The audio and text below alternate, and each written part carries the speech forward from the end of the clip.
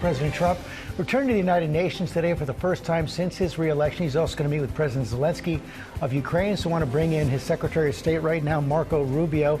Mr. Secretary, thank you for joining us this morning. Good morning. I want to start out with that meeting with President Zelensky of Ukraine. It's been more than a month since President Trump met with President Putin in Alaska. Since then, Putin has intensified his attacks on Ukraine. He's crossed into NATO airspace as well. The president has repeatedly threatened to take action, but repeatedly backed off those threats against President Putin. How much more time is he going to give him? Well, I think he has taken action. So, for example, we've imposed additional tariffs on India, and they're a very close partner of ours, and we had meetings with them again yesterday, and it has to do with their purchase of Russian oil. In addition, we've worked very hard on and continue to work and made a lot of progress.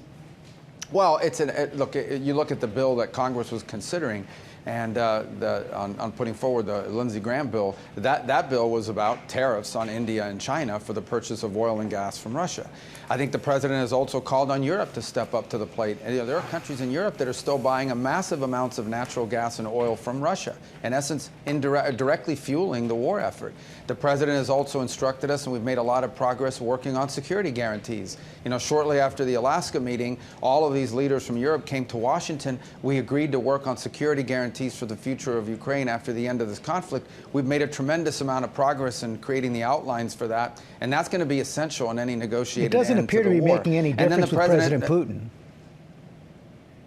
Well, I think that's right, in the sense that we continue to see the war being carried out, by the way, by both sides. The Ukrainians, to their credit, have also inflicted substantial damage on the Russians. So as an example, 20% of Russian refining capacity has been taken offline because of Ukrainian strikes. And I think the Ukrainians have been very brave and worked and done incredible things despite being a smaller country here, not just in defending their country, but in imposing costs on Russians. Look, at the end of the day, the only leader in the world that everyone agrees to this, no one did, and this is why Zelensky keeps wanting to meet with him and all the European leaders want to meet with him, is President Trump. He's the only one that can talk to both sides and try to make progress. He has dedicated a lot of time and energy to it. We hope to achieve it. He has expressed his deep disappointment at the direction this continues to go. He is well aware at this point of what our options are under his current authorities to impose more costs on Russia if they don't agree to peace. And that moment may arrive, but I hope it doesn't arrive, because I hope we still have time to convince them to end this war. The impact it's having, it's a stupid war. It really is. I mean, the Russians in July lost 20,000 soldiers were killed in action. 20,000, way out of ratio with what Ukraine has lost, and a staggering number. This war needs to end. The president can do everything he can to end it, but at some point he'll have to take action if it doesn't. You and others in the administration have said several times that no one has died because of the administration's cuts to humanitarian aid and the shuttering the Agency for International Development. A host of international aid organizations have disputed that. They've detailed how many lives have been lost. Also, Nick Kristof of the New York Times had an extensive piece in the New York Times on Sunday, firsthand reporting on the deaths being caused by the cuts in aid. And he went on to say this. I want to show a tweet he put up. He said, "I also obtained an internal Trump administration memo stating that the cost of shutting down USAID is $6.4 billion over 2 years. That sum could save more than 1 million children's lives. Instead, it is being spent to shut down programs that saves lives." How do you account for that? How do you respond?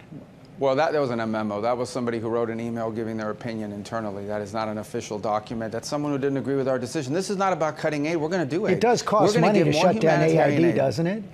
That's a fact. No, we didn't shut it down. We moved, well, a couple things. We shut down AID because it was a dysfunctional organization. We moved it under the State Department. Number two, we are going to do more foreign aid than any country in the world. We're going to do more than anyone in the world, again, this year. But we're going to do it the right way. We're going to do it holistically. We're going to do it as part of an integrated foreign policy. We are not going to fund an NGO industrial complex that built itself up, that was taking a substantial percentage of the money and not going directly to the recipients. It was going to these organizations that had multi-billion-dollar projects and budgets. We're not going to continue to do it that way.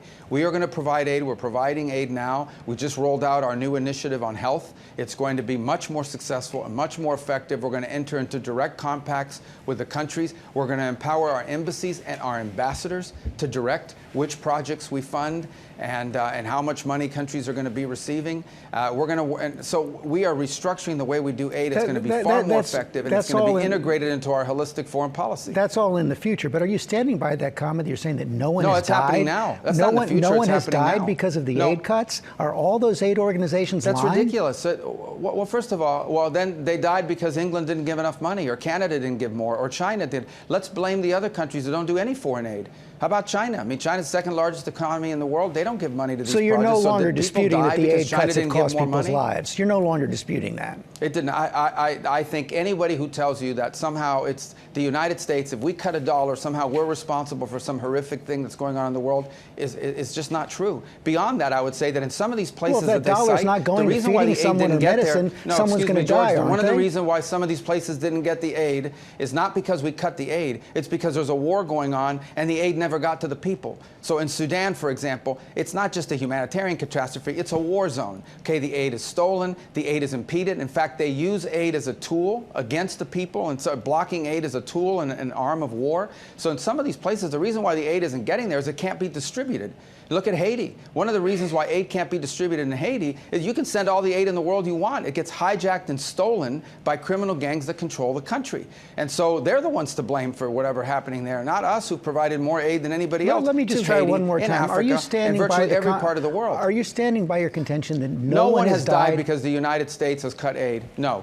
People have died because gangs steal the aid. People have died because the distributors of aid have not done well. People have died because other countries haven't stepped up. But the United States has saved more lives and continues to save more lives than any other country in the world. And we're going to continue to do it, but we're going to do it the right way and in a responsible way. We're not going to continue to pour billions of dollars out the door of American taxpayer funds for programs that don't work and in some cases were flat out corrupt. Mr. Secretary, thanks for your time this morning.